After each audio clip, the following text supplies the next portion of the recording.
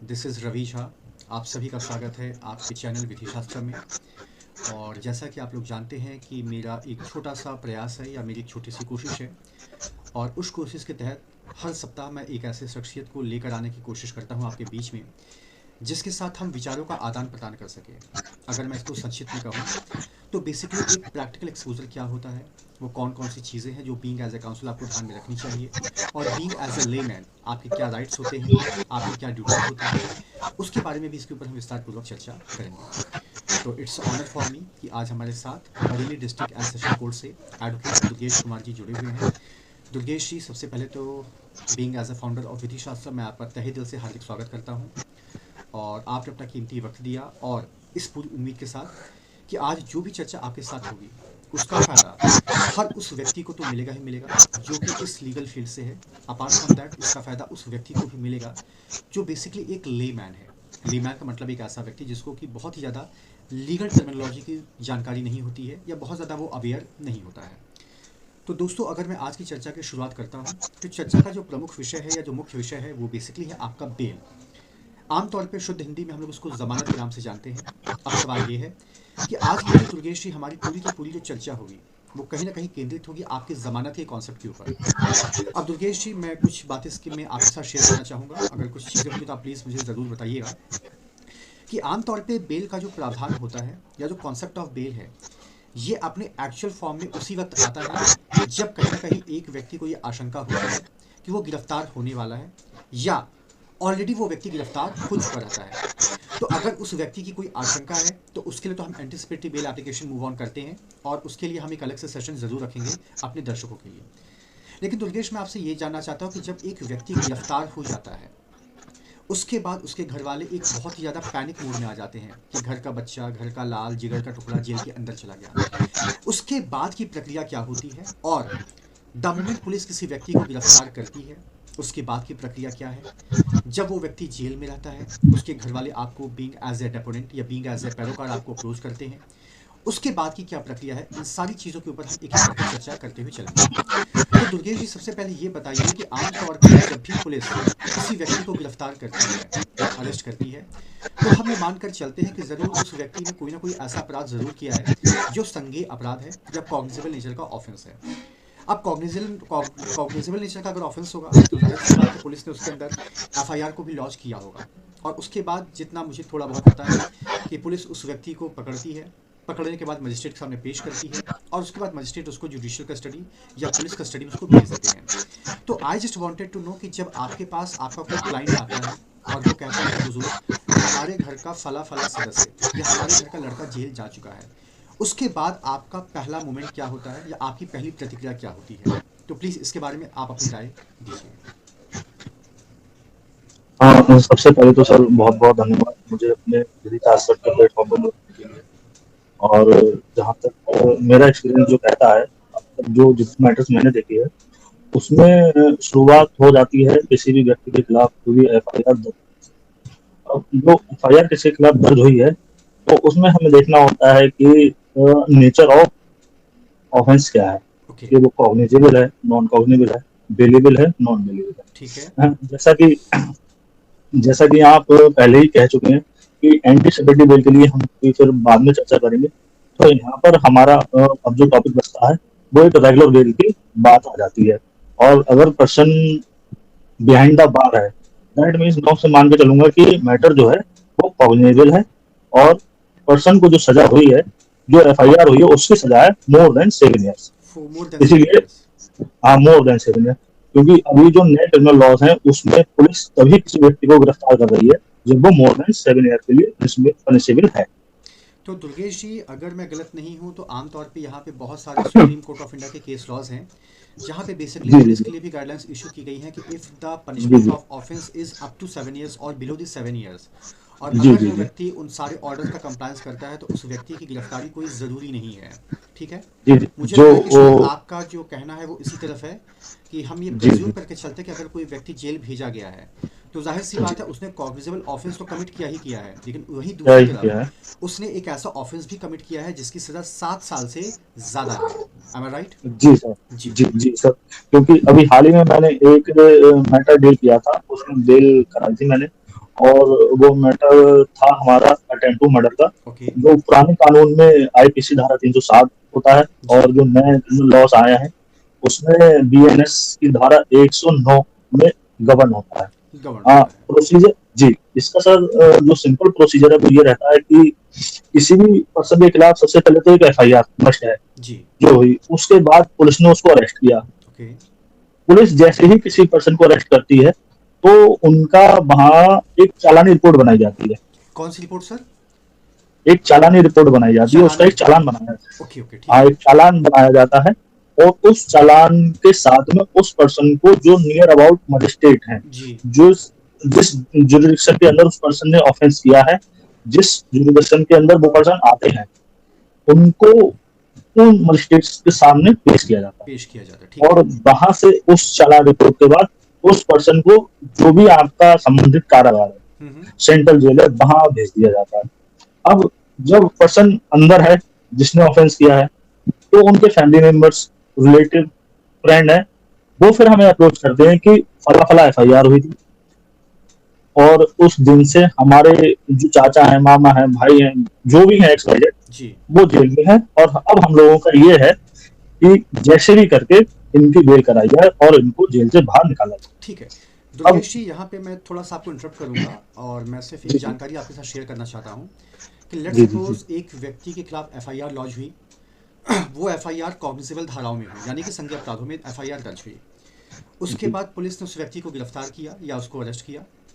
उसके जी बाद I think, अगर मैं गलत नहीं तो उस व्यक्ति को शायद मेडिकल एग्जामिनेशन के लिए लेके जाया जाता है जी बिफोर अपीयरिंग ऑनेबल मजिस्ट्रेट, ताकि जी आमतौर पे आप न्यायाधीश को ये संतुष्ट कर पाए कि हमने इसके साथ कोई भी मार कुटाई नहीं की है। जी। वो इंक्लूड जो हम चालान बनाते हैं जी। वहीं पे वो सारी प्रोसीडिंग कर ली जाती है, और उसके साथ में ही हम मजिस्ट्रेट साहब के सामने उस व्यक्ति को पेश करते हैं कि ये फला व्यक्ति है, इनके खिलाफ में ये सूचना थाने में आई है जिसके बिहाफ पे हमने एफआईआर दर्ज की है, जी। और ये इनका मेडिकल रिपोर्ट है जिसके बाबत ये सारी चीजें प्रकाश में आ रही है कि अभी इनकी शारीरिक और मानसिक स्थिति क्या है। बिल्कुल बिल्कुल।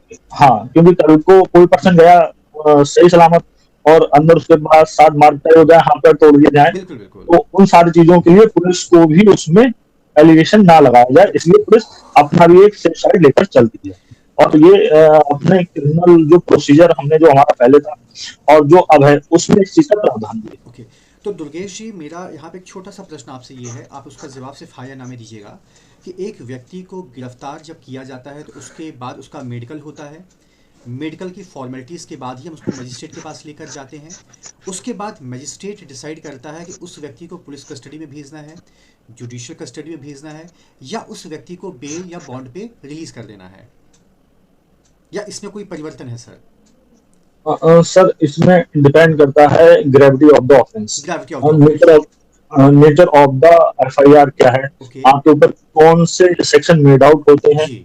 अगर कोई बेलेबल ऑफेंस है तब ये सारी चीज की जरूरत ही नहीं आएगी। बिल्कुल बिल्कुल। नॉन हाँ कॉग्निजेबल और नॉन बेलेबल मैटर्स है, तब इन सारी चीजों को मजिस्ट्रेट साहब कंसिडर करें। ठीक है। और तो दुर्गेश जी, अब जैसा कि आपने कहा कि उस व्यक्ति की जो बेसिक फॉर्मेलिटीज़ थी दैट हैज़ बीन डन, आपने उसको गिरफ्तार किया, उसका मेडिकल हुआ, बेसिक फॉर्मेलिटीज़ हुई, मजिस्ट्रेट के सामने आपने पेश किया, मजिस्ट्रेट ने कहा कि यार इस व्यक्ति को जेल में भेज दो।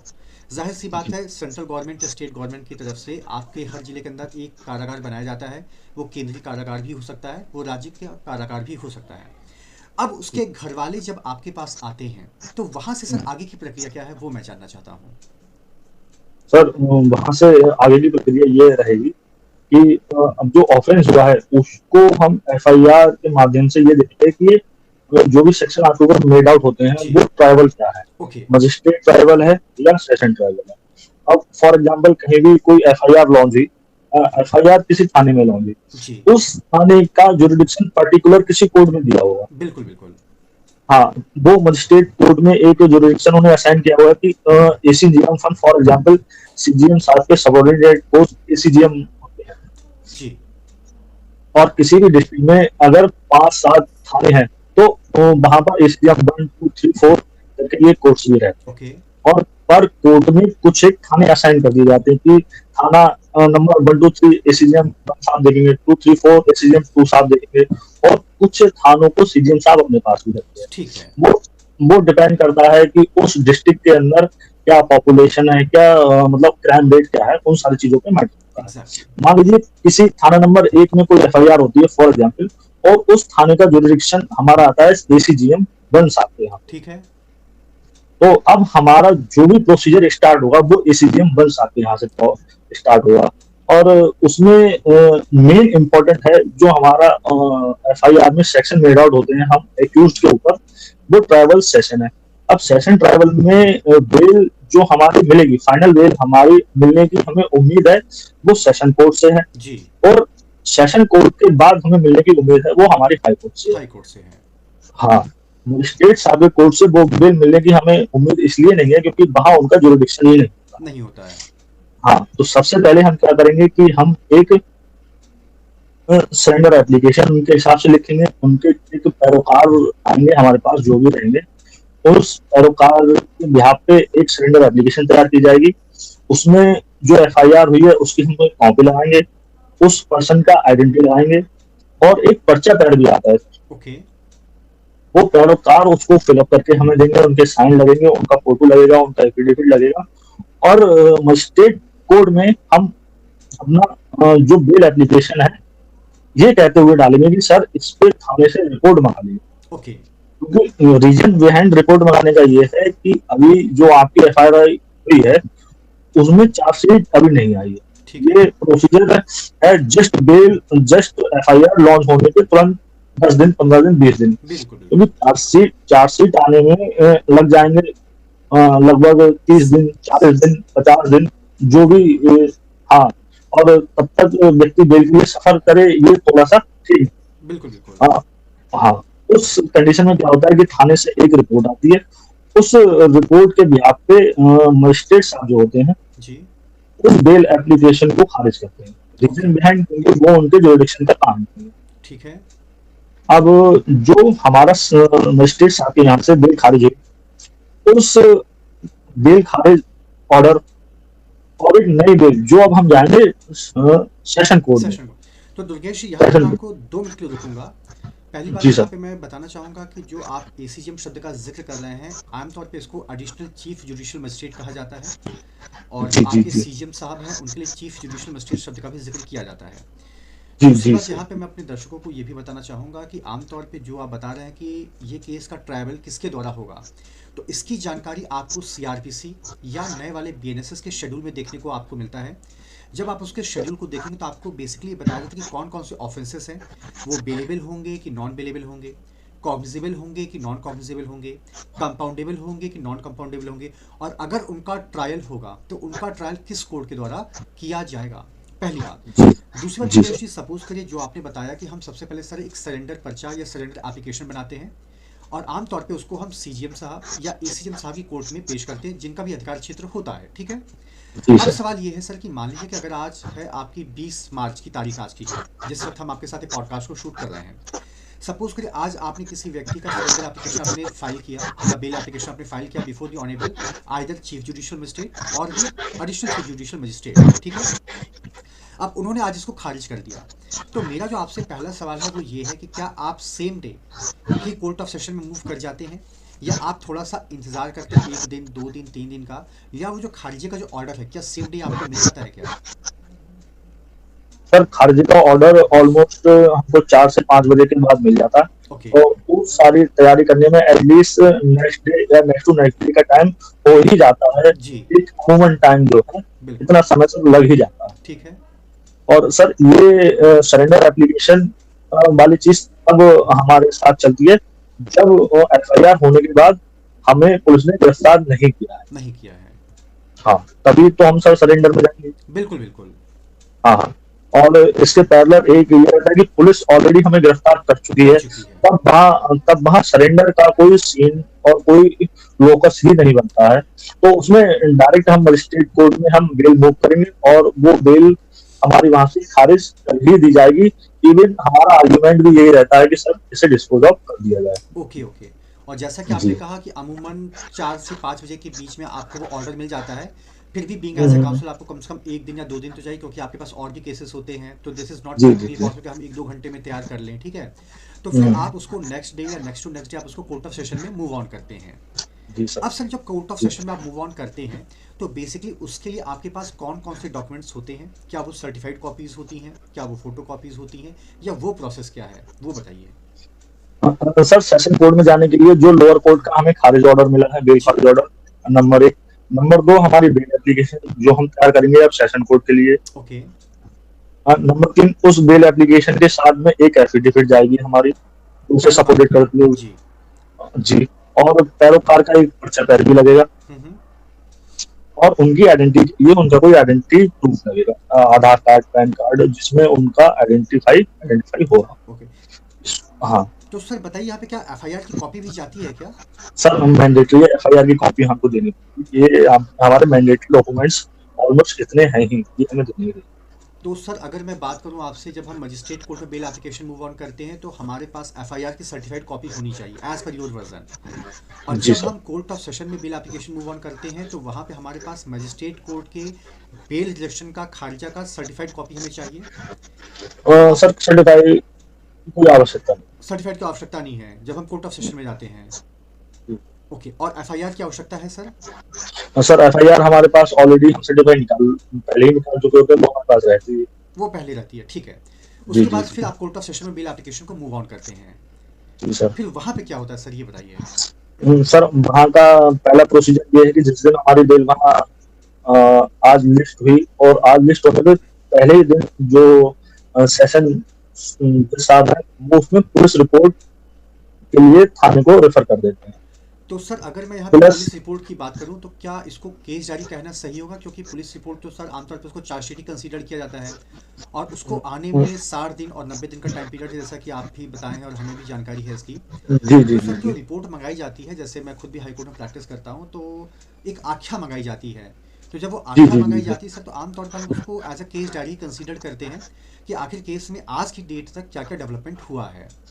जी जी सर, उस पुलिस रिपोर्ट का यही मतलब है सर, जैसा आप बता रहे हैं, क्योंकि कंप्लीट इन्वेस्टिगेशन होने में तो हमें 60 दिन लगे, 90 दिन लगे सर, वो बिल्कुल। डिफरेंट मैटर है। जिस समय तक मैंने बेल एप्लीकेशन कोर्ट में लगाई है, जी। उस समय तक की क्या स्थिति है, इस उसकी मुझे एक रिपोर्ट आ जाए। उसको एग्जैक्टली। हम पुलिस लेमन लैंग्वेज जो है, आम बोलचाल में कचहरी की प्रैक्टिस में है, उसे सर पुलिस रिपोर्ट ही कहते हैं कि पुलिस रिपोर्ट सर इसमें मंगा ली जाए। साथ ही साथ जो डीजीसी साहब रहते हैं, district government council, okay. Session court में जो रहते हैं, जी। उनका पार्ट फिर थोड़ा सा शुरू हो जाता है, वो उस पे कमेंट भी रखने देते हैं अच्छा। कि उनको अपना स्टेट केस है, एफआईआर हुई है, दैट मीन स्टेट केस है, बिल्कुल बिल्कुल। तो विक्टिम को रिप्रेजेंट करने का राइट अभी डीजीसी साहब के पास है, जी। तो वो अपने पार्टी भी करते हैं। वहां पे हमारा सर क्या रोल रहता है कि बेल एप्लीकेशन के साथ में हम उस जो हमने बेल लगाई है उसके दो, एक, तीन, जैसा भी हमारी नेसेसरी रहती है, उस हिसाब से उसकी कॉपीज भी हमें प्रोवाइड करनी रहती है। ओके। जैसे हमें थाने से रिपोर्ट मंगानी है, तो एक कॉपी तो पैरोकार थाने लेकर जाएगा, वो हमें देगी। बिल्कुल। साथ ही साथ एक कॉपी हमें डीजीसी साहब के लिए भी देनी है, जी। कि वो भी अपने लिए कमेंट मंगाएंगे और सारी चीजें तैयार करेंगे, क्योंकि नेक्स्ट आर्ग्यूमेंट पे वो स्टेट की तरफ से ऑब्जेक्शन करेंगे, बिल्कुल बिल्कुल। वो उनका राइट है। जी। जी। और मोस्ट ऑफ द टाइम इसमें मुझे जो लगता है कि 6 से 8 दिन, 6 से 10 दिन की एक डेट असाइन हो जाती है, और बेल उस दिन के लिए रख दी जाती है कि इस फाइनल डेट पे आपकी बहस हो जाए। तो दुर्गेश सर, जैसा कि आपने कहा कि सपोज करिए मजिस्ट्रेट कोर्ट से बेल खारिज हुई, आपने डिसाइड जी किया कि 2 दिन के बाद मैं कोर्ट ऑफ सेशन में मूव ऑन करूंगा। कोर्ट ऑफ सेशन में आपकी बेल गई, सुबह 11 बजे, 11:30 बजे या 12 बजे या 2 बजे, जो भी पुकार का वक्त है, अनाउंस हुआ। आप डाइस पर गए। डाइस पर आप जाएंगे तो जाहिर सी बात है, द मोमेंट आप बोलेंगे कि एफआईआर इन इन धाराओं में हुई है, सीधे वहीं पे सेशन जज एक ऑर्डर कर देंगे कि क्या इस केस में पुलिस रिपोर्ट आई है या नहीं आई है। जाहिर सी बात है, सिर्फ पुलिस रिपोर्ट नहीं आती है, जितना मेरा व्यक्तिगत अनुभव है। तो वहाँ पे जी जो डिस्ट्रिक्ट जज साहब होंगे या जो आपके सेशन जज साहब होंगे, बेसिकली ये पुलिस रिपोर्ट की ऑर्डर कर देते हैं कि ठीक है आप इसमें करिए। तो वहाँ पे सर आप बता दें कि लगभग हफ्ते, 10 दिन, 15 दिन का टाइम पीरियड दिया जाता है, क्योंकि जाहिर सी बात है कोर्ट से भी एक व्यक्ति थाने जाके उनको सूचना देगा, फिर वो अपनी रिपोर्ट कोर्ट को भेजेंगे, फिर डीजीसी का अप्रूवल होगा, उसके बाद ये होगा। तो जी जी कुल मिला के टेक्निकली देखा जाए तो सर, जो कोर्ट ऑफ सेशन के अंदर आपकी जो पहली डेट होती है, उसके अंदर जी कोई जी बहुत ज़्यादा काम टेक्निकली नहीं हो पाता होगा, क्योंकि जाहिर सी बात है, हमें भी पता है, आपको भी पता है कि पहली डेट जी, पे जी, पुलिस जी। आख्याई मांगी जाती, तो वहाँ पे आपके पास सिवाय 8 दिन 10 दिन इंतजार करने के अलावा शायद ही कोई दूसरा विकल्प हो। ओके, तो सर जी ये सर, जी, बताइए, जी। जब 10 दिन के बाद तारीख जब आपको मिलती है, जब आप जाते हैं, तब क्या होता है? हाँ, जो भी हमारे ग्राउंड रहते हैं, हम जैसे भी पीठासीन अधिकारी को कन्विंस कर सके, जी। उस चीज पे हमारा आर्गुमेंट हो जाता है। अगर पीठासीन अधिकारी हमारी बात से कन्विंस हो जाते हैं तो हमें ग्रांट हो जाती है। और इन केस वो हमारी चीजों से सेटिस्फाई नहीं हो पाते, कन्विंस नहीं हो पाते हैं, तो बिल रिजेक्शन हो जाता है। इसके लिए फिर मूव ऑन हम अदर हाईकोर्ट का रुख करते हैं। ओके, तो दुर्गेश जी ये बताइए कि सपोज करिए कि जो कोर्ट ने अगली तारीख को मुकर्रर किया था, उस जी। तारीख पे भी पुलिस की रिपोर्ट नहीं आई, या उनकी जो आख्या है वो प्रस्तुत नहीं की गई, तो क्या कोर्ट उस समय फिर एक और डेट आपको देती है, या वो सीधे ऑन मेरिट उस चीज़ को वहीं पे डिसाइड कर देती है? पिछले सर मेरा जो एक्सपीरियंस है डीजे साहब के कोर्ट से, सेशन कोर्ट से अगर आख्या मांगी जाती है तो डिले सर बहुत बाई चांस हो जाए तो हो जाए, अदरवाइज डिले सब होता नहीं। अच्छा, यानी हाँ, कोर्ट का आदेश है हाँ, तो उस डेट पे आनी ही हाँ, चाहिए। हाँ, हाँ, हाँ, at any cost report within time आ ही जाती है। Okay okay. कोई स्पेशल सर्कमस्टांसेस हो जाए तब 0.8%, ओके ओके, ठीक वो, है। हाँ, वो बहुत ज्यादा बड़ा मार्जिन नहीं है कि 50% केसेस में ऐसा हो रहा हो कि डेट नेक्स्ट होगी, क्योंकि कोई भी person bail as a right है। जी। हाँ, तो पुलिस भी इस चीज का ध्यान रखती है। और सेशन जज, जिला जज है अपने आप में, उनका आदेश है, तो उसको उसकी कंप्लाइंस ना करना भी अपने आप में एक बड़ी बात हो जाती है फिर। बिल्कुल बिल्कुल। तो हाँ। दुर्गेश सर ये बताइए कि अगर मान लीजिए बेल रिजेक्ट हो गई, तब तो जी। जाहिर सी बात है वो व्यक्ति फिर उसी प्रावधान के तहत हाई कोर्ट मूव ऑन करेगा, क्योंकि कोर्ट ऑफ सेशन और हाई कोर्ट के लिए सेम प्रावधान आपकी सीआरपीसी में भी थे और आपकी बीएनएसएस में भी हैं। और अगर वो व्यक्ति हाई कोर्ट आता है, तो हाई कोर्ट में बस उसको बेल रिजेक्शन की सर्टिफाइड कॉपी और जो भी जी। इंटायर केस डायरी है, जो भी पेपर्स वो लेकर आ जाता है, तो फिर हाई कोर्ट वहाँ पे डिसाइड करता है। लेकिन सर जी अगर सर। उस व्यक्ति की जो जमानत है वो वहाँ से मंजूर हो जाती है आपकी कोर्ट ऑफ सेशन से, जी। तो उसके बाद का क्या प्रोसेस है, वो व्यक्ति जेल से कैसे निकलता है, उसके लिए क्या बेसिक फॉर्मेलिटीज़ होती हैं, इन सारी चीज़ों के ऊपर भी आप थोड़ा सा बताइए। जी। हाँ, जैसे ही बेल ग्रांट हुई, जी। ये order most of the time तो डाइस पे ही पता चल जाता है। साहब पेशीन अधिकारी जो होते हैं वो डाइस पे ही क्लियर कर देते हैं कि bail granted, bail allowed, okay.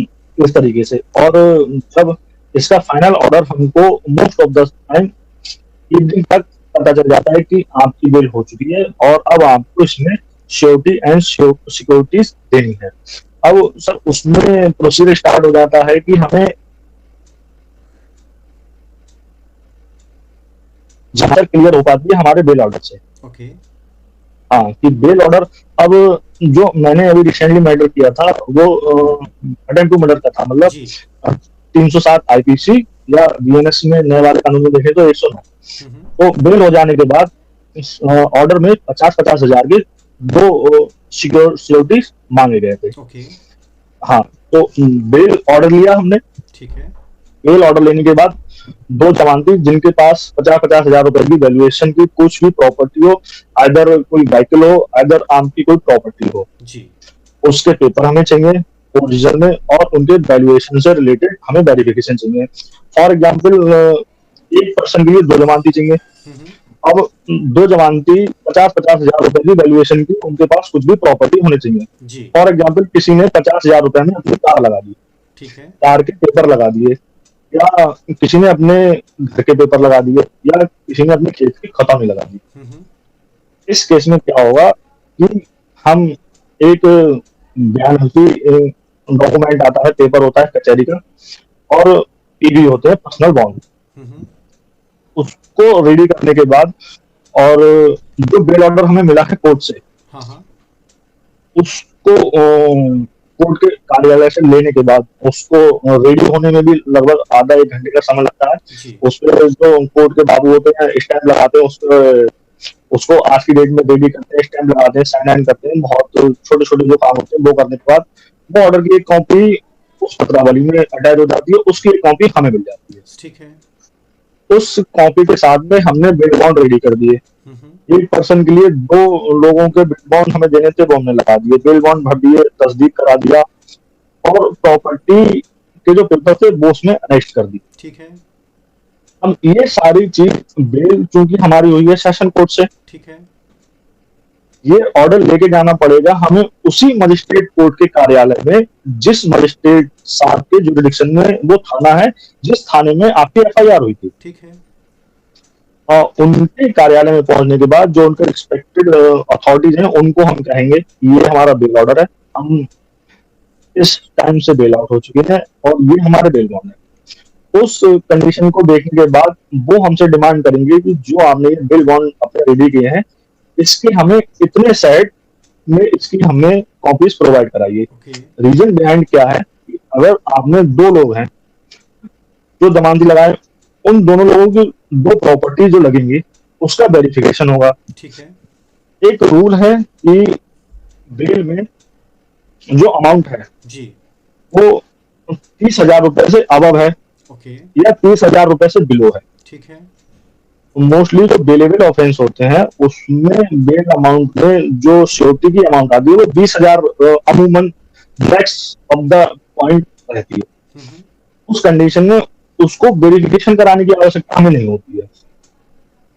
अब चूंकि 307 अटेम्प्ट टू मर्डर जो ऑफेंस है वो थोड़ा ग्रीवियस नेचर में है। जी। हाँ, उस कंडीशन में क्या होता है कि बेल अमाउंट पे जो बेल ऑर्डर पे जो अमाउंट लेके आया है वो 50,000 है। फॉर एग्जाम्पल मेरे वाले केस में भी 50,000 था, तो ये अमाउंट 30,000 रुपए से अबव हो गया। बिल्कुल। तो अब इसको हमें ये प्रॉपर्टी को वेरीफाई कराना पड़ेगा। इस प्रोसीजर को हम कहते हैं तस्दीक होना। तस्दीक होना। जी जी। अब इस तस्दीक होने को के लिए ये है कि आपने अपने खेत के पेपर लगाए हैं, दोनों लोगों ने, ठीक है। दो जमानती दोनों लोगों ने खेत के पेपर लगाए हैं। तो जो बेल बॉन्ड हमने तैयार किए हैं उसके हमें दो कॉपीज में वो बेल बॉन्ड हमें सबमिट करने पड़ेंगे, एक ओरिजिनल कॉपी और दो उनके जेरॉक्स सेट। Xerox set. अब डिपेंड करता है कि जो दो पर्सन हमने बेल ले रहे हैं, हमारी जमानत ले रहे हैं, जी। उनका एड्रेस क्या है। ठीक है। अगर वो दोनों पर्सन सेम थाने से हैं हम्म। तब तो एक सेट चला जाएगा उस रिस्पेक्टिव थाने उनके कैरेक्टर सर्टिफिकेट वेरिफिकेशन के लिए, ठीक है। और एड्रेस जो उनका है उस एड्रेस और कैरेक्टर वेरिफिकेशन के लिए कि फला व्यक्ति फला जगह रहते हैं और इनका क्या कैरेक्टर है। ओके। और आपने खतौनी लगाई है या फिर अपना ट्रांसपोर्टेशन का कुछ लगाया है, कार लगाई है, बाइक लगाई है जिसकी वैल्यूएशन 50, अगर आपने खेत के पेपर लगाए हैं, मकान के पेपर लगाए हैं, तो वो उस संबंधित तहसील में एक सेट भेज दिया जाएगा उस प्रॉपर्टी को वेरीफाई करने के लिए और उसकी वैल्यूएशन को वेरीफाई करने के लिए। ओके। और अगर आपने कोई व्हीकल लगाया है जो 50,000 रुपए से कीमत का अधिक है, तो जो भी आपके परिवहन का ऑफिस रहेगा, जिसे हम आम बोलचाल में आरटीओ कहते आरटीओ हैं, बोलते हैं। हाँ, तो वो एक वहां भेज दिया जाएगा। ये सारा प्रोसीजर कोर्ट के बाबू के माध्यम से होगा, और कोर्ट के बाबू एक कचहरी में ही अंदर एक ऑफिस होता है जिसे हम नजारत कहते हैं। नजारत। ठीक है। जी। वो बिल बॉन्ड जैसे ही हम कोर्ट के जो मेन बाबू हैं उनको देंगे, वो उसे रेडी करेंगे और अपने यहाँ से अपने जो उनकी डाक भाई एक होता है कि सारे पेपर जो आएगा दूसरी जगह ट्रांसफर करते हैं, उसको बाय पोस्ट वो एक अपना रजिस्टर मेंटेन करते हैं कि हमने कौन सा पेपर किसे कहाँ दिया है, उसे वो लोग डाक भाई करते बोलते हैं। ठीक है। उस बिल बॉन्ड के दोनों साइड को वो नजारत ऑफिस में सेंड कर देंगे। ओके। नजारत ऑफिस में उसका रिकॉर्ड मेंटेन होगा और वहां से वो सारी चीजें उन पर्टिकुलर एड्रेस के लिए सेंड कर दी जाएंगी। अच्छा। थाने वाली चीज थाने के लिए और तहसील वाली चीज तहसील के लिए। ठीक है। अब जो बेल बॉन्ड आपका थाने गया, थाने में उसका वेरिफिकेशन होगा, थाने से एक रिपोर्ट उसके ऊपर लिख के वो नजारत में ही रिटर्न आ जाएगा। अच्छा। ठीक है। और सेम एज तहसील, तहसील जो पेपर गया है वहां तहसीलदार के माध्यम से और जो हमारे संबंधित लेखपाल होते हैं, जो हमारी प्रॉपर्टी जिसके अंडर में है, उसको वहां वेरीफाई करने के बाद वहां से रिपोर्ट लेके वो रिटर्न बैक वापस उसी नजारत ऑफिस में आ जाएगा जहां से वो निकला था। और जब वो बिल बॉन्ड वेरीफाई होकर नजारत ऑफिस रिटर्न आ जाते हैं, तो नजारत के जो ऑफिसर है उसका काम ये रह जाता है वो संबंधित कोर्ट के उस ऑफिस में उसको भेज दें जहां से वो पेपर उनके पास आए थे। जैसे फॉर एग्जांपल एसीजीएम 1 से मैंने वो भिजवाए थे पेपर, ठीक है। अब वो पेपर एसीजीएम 1 के ऑफिस में पहुंच जाएंगे। हमारा रोल ये रहता है कि हम उन सारी चीजों को ट्रैक करते रहते हैं। जी। कि मेरा पेपर इस समय कहाँ पे है। बिल्कुल। नजारत से जाने के बाद थाने पहुंचा तो थाने से रिटर्न आ गया या नहीं आया। हाँ, हाँ। थाने से रिटर्न आने के बाद नजारत आ गया तो क्या ये चीजें मेरे कोर्ट के कार्यालय में पहुंचा या नहीं पहुंचा, ये बिल्कुल। सारी चीजें as a counsel, as a advocate हमें ट्रैक करनी होती है। तो तो दुर्गेश, ये बताइए, ये सारी चीज़ें होने में लगभग कितना दिन लग जाता है minimum on an average, on average 2 से 3 दिन का सर समय लगता है इसमें। अगर सेम डिस्ट्रिक्ट का है तो? जी जी जी। और मान लीजिए कि जो श्योरिटीज़ है वो किसी और जिले या किसी दूसरे राज्य के हैं, तो ऐसी परिस्थितियों में लगभग हम मान के चले 15-20 दिन या 1 महीने भी लग सकते हैं। सर बहुत इजली, क्योंकि ट्रैवल का डिस्टेंस का इफेक्ट आ जाता है सर। बिल्कुल, बिल्कुल। हाँ, मान लीजिए आप इस समय प्रयागराज में है और प्रयागराज से आपने पूरी एमपी के सागर डिस्ट्रिक्ट का व्यक्ति आपकी बेल जमानत ले रहा है, तो वेरिफिकेशन के लिए सागर डिस्ट्रिक्ट के जिस थाने में वो रहेंगे वहाँ वेरिफिकेशन जाएगा, वहां से रिटर्न आएगा। तो इन सारी चीजों में सर टाइम टेकिंग प्रोसेस हो जाता है। जी, जी। और मोस्टली सर हम कोशिश ये करते हैं कि लोकल, जहाँ लोकल पर्सन को ही जमानती के तौर पर लिया जाए, बुलाया जाए, क्योंकि जमानती का सर सीधा सा ऑब्जेक्ट ये है कि कल को ये एक्यूज पर्सन अगर कहीं डिफॉल्टर हो, जी। हमारी ले रहे हैं, हम्म। इन केस जिस व्यक्ति की आप जमानत ले रहे हैं वो डिफॉल्ट कर जाए, जी। कोर्ट की पैरवी में आगे आने में डिफॉल्ट कर जाए, ना आ पाए किसी भी रीजन से, तो ये जमानती जो है इनको लायबल इसके लिए ठहराया जा सके। ठहराया जा सके। अब हाँ, मोस्ट ऑफ द केसेस में कोशिश यही की जाती है सर लोकल लोग ही रहें, क्योंकि अननेसेसरी दूर के लोगों को इंगेज करने का मतलब ये है कि अपना ही समय और पैसा खराब करना। खराब होता है, ठीक है। जी जी जी जी। तो उसके बाद का क्या प्रोसेस होता है सर? हाँ, उसके बाद जैसे ही नजारत से मेरे डॉक्यूमेंट वेरिफिकेशन के लिए गए और वेरिफिकेशन हो गया, नजारत वापस आए और नजारत से दोबारा उसी कोर्ट में पहुंच गए जहां से वो आए थे। चलने जी। चलने शुरू हुए थे। ठीक है। उस कंडीशन में जैसे ही वो वहां पहुंच जाते हैं, फिर हमारा काम हो जाता है, ये होता है कि जो 2 पर्सन जो हमारे जमानती है, जी। उन दोनों लोगों को मजिस्ट्रेट साहब के सामने पेश करना पेश करना, ठीक है। कि सर फला मामले में, फला एफआईआर में ये माननीय सेशन न्यायालय से हमारी बेल आउट हो चुकी है, जिसके सापेक्ष में हम फला व्यक्ति की जमानत ले रहे हैं, वो हमारे रिलेटिव हैं या जो एक्स वाई जेड जो भी है, ये मजिस्ट्रेट साहब के सामने पेश कर देते हैं। मजिस्ट्रेट साहब उससे ओके कर देते हैं। इसके बाद हमें देना होता है release order. Release order. Release order with PV, personal bond. Personal bond. उसको फिल करने के बाद जो कोर्ट के बाबू हैं वो उसको फिल करेंगे। ठीक है। उसमें प्रॉपर एक्यूज का नाम लिखा जाएगा, कोर्ट का नाम लिखा जाएगा, उनका पूरा एड्रेस लिखा जाएगा और जो भी सेक्शन हमारे ऊपर मेड आउट होते थे वो लिखा जाएगा। ठीक है।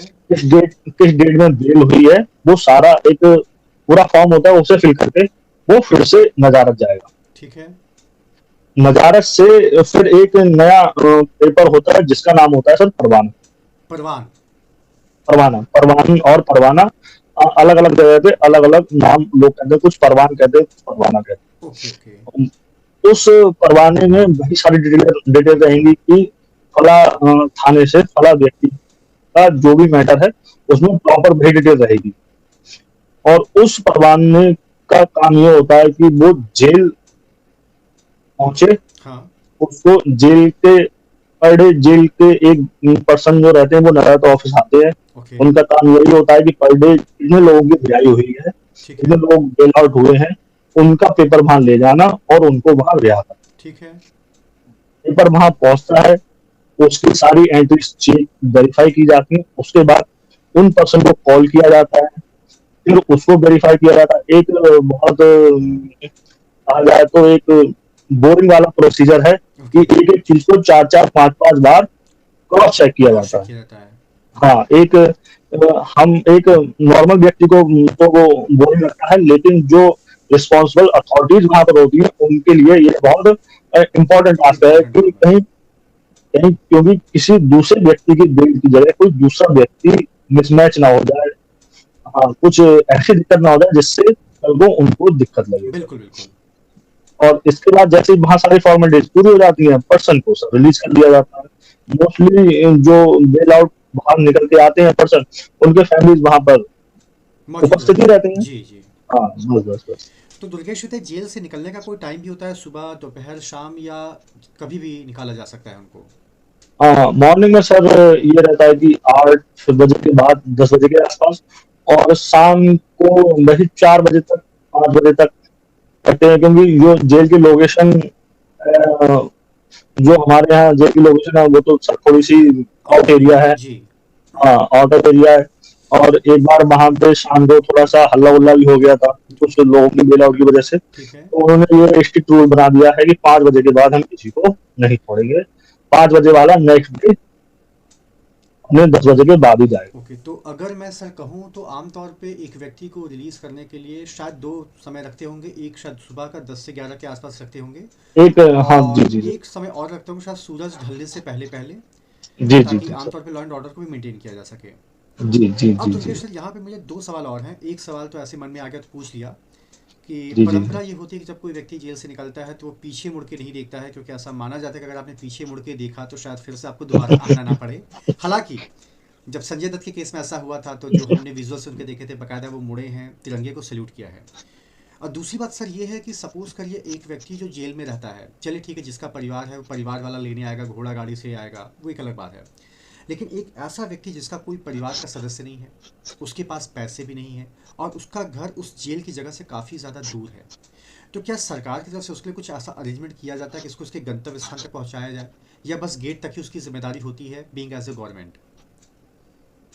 एक्चुअली सर, जहाँ पर्सन ऐसे हैं जिन्हें लेने को नहीं आया और उन्हें काफी दूर का ट्रैवल करना है, जी। एक एक ही ये सिंपल केस बचता है, क्योंकि दूसरा सिनेरियो जो है उसमें फैमिलीज होते हैं, वहाँ ऐसी कोई दिक्कत नहीं होती बिल्कुल बिल्कुल।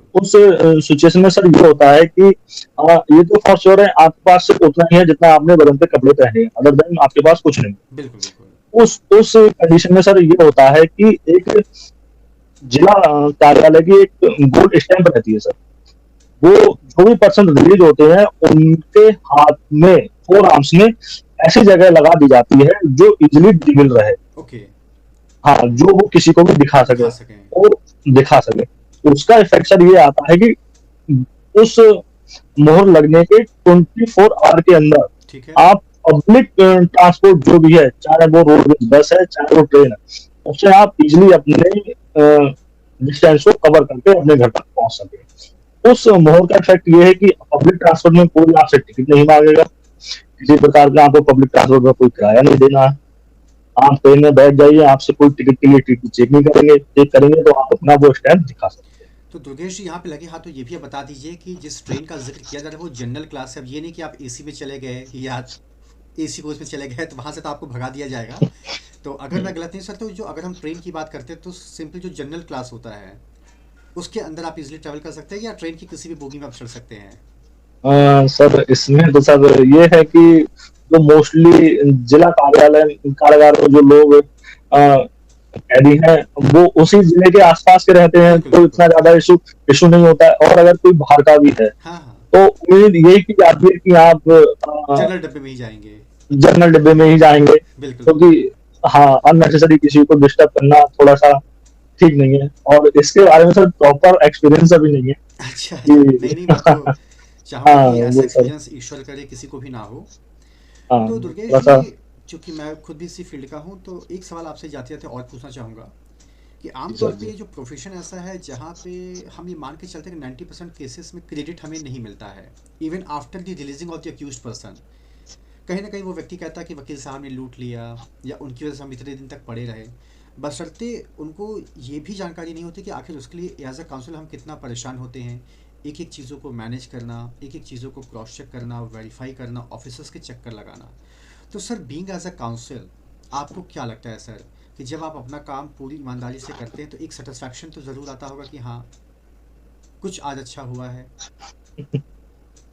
सर इसमें सर इतना है कि ये एक जो प्रोफेशन हमने चूज किया है जी। और जिस प्रोफेशन में हम और आप हैं, बिल्कुल एक सेटिस्फेक्शन तो रहता ही है कि हमसे जो हो सका हमने किसी परेशान व्यक्ति की मदद की है। बिल्कुल। बिल्कुल और साथ ही साथ जो दूसरा एस्पेक्ट है प्रोफेशन का, किसी भी प्रोफेशन के पीछे कि लोगों का सर अपना अपना अलग अलग व्यू रहता है। बिल्कुल। कुछ बिल्कुल लोग उस चीज को मानते भी हैं, बाद में भी मिलने आते हैं जी। और उस चीज की रिस्पेक्ट भी करते हैं।